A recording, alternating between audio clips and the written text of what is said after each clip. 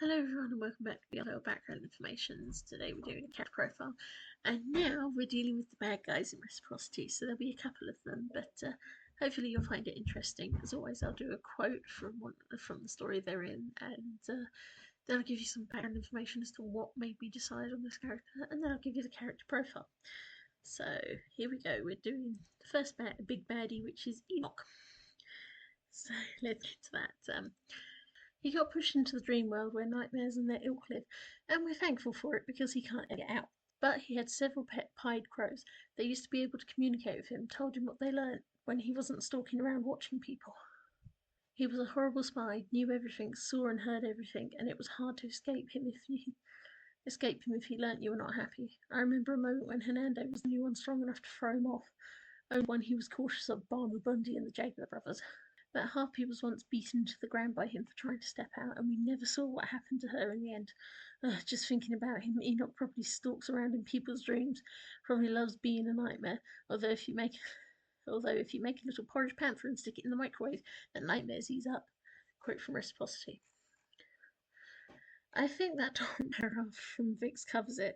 Enok is a character that's supposed to be enigmatic and dangerous, to be an enigmatic and dangerous figure that is supposed to be viewed as the bad guy, and Vix is the bad guy.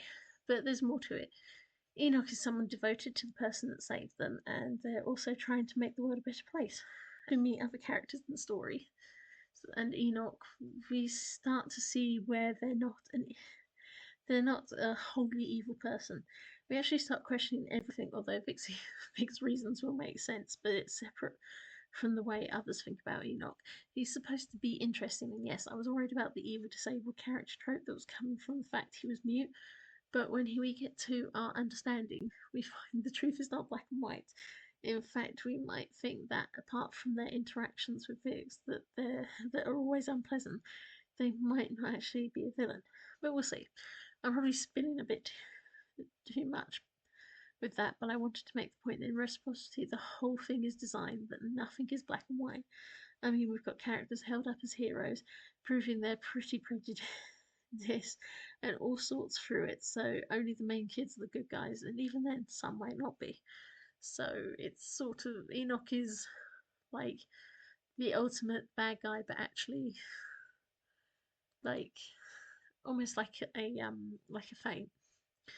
But I don't want to spoil too much, sorry. So name Enok, position he's a were-leopard, story featured in Reciprocity, role antagonist, gender male, description in human form he has light tan skin and strange hair that is half black and half yellow. He has wicked lime green eyes and he is tall, muscular, looks like he could wrestle anyone, and I've put he's tall again, often wearing heavy leather jackets and giving off the air of a biker. He has a nasty scar across his throat where his larynx was damaged and sadly was rendered mute from the damage. At least he stopped trying to talk completely. He has a surprisingly devastating ability to move silently and stalk without being noticed, especially when he transformed into his were-leopard shape, prowling around unseen and listening into people's homes, even moving easily through a busy city because he just knows where they cannot see him. So round the veil. Abilities an assassin and spy, he was muted in an incident and so is naturally silent, but he is very attuned to his were-leopard side, sometimes even moving and breathing like a leopard, even when human and very attuned to sense. His eyesight is excellent and so is his hearing. There is very little that escapes him and he is well known for killing in complete silence. So Master Mabundi Manene, personality obsessive, aggressive, unyielding, loyal and curiously meditative. Relations unclear. History. The data on Enok is sparse, to say the least. There are stories that he was actually training to be a priest at one of the old secret temples when he heard Mabundi calling everyone to him and was moved by his words. Others say he's a gladiator and with him, and that was why they were best friends and able to work together so well. The only definite thing that has been told and explained is that Enok was born with a very bad speech impediment, and when being bullied, one of his bullies ruthlessly cut his throat to ruin the larynx he wasn't using right, muting him completely. There are, of course, some stories that Enok did it himself as a gesture of protection for the old religion that worshipped the Almighty for flooding, but this has been dismissed by files that the Apollon have. All the same, Enok met Mabundi at the gladiatorial ring as a spectator and knuckle about Mabundi's efforts to change the world, and started to write propaganda articles that were drawing everyone to Mabundi. Enok had a curious connection with birds and owned 5 pied crows that he would use to spread pamphlets to share with people and encourage them to join the Fell Brotherhood. Now, details on whether he was made a vampire as well as a were-leopard have never been confirmed, but as the field grew, Enok was said to be one that branded their companions for joining and prepared events for the media, like radio programs, as Mabundi's speeches. He was known, though, to be a brilliant fighter, a wonderful spy, with his crows helping him, to the point they became a symbol of a kind of big brother watching over members.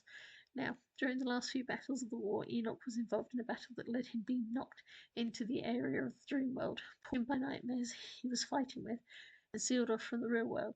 It is thought he can still hear and see everyone, and was being used as a bogeyman for a little while.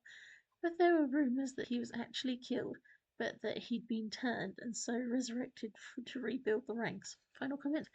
I think the quote at the top best suits everything that's to know about him, so sorry I had to remove a few suggestive words in it to make it cleaner for YouTube. But yeah, Enok is an interesting guy, and I hope you've found that interesting. And his curious picture. With his spots, I do sort of different patterning style to it, so he wouldn't look like the actual leopard drawings I do. So yeah, I had to make him look a bit more distinct. So I hope you don't mind that, and thank you for listening.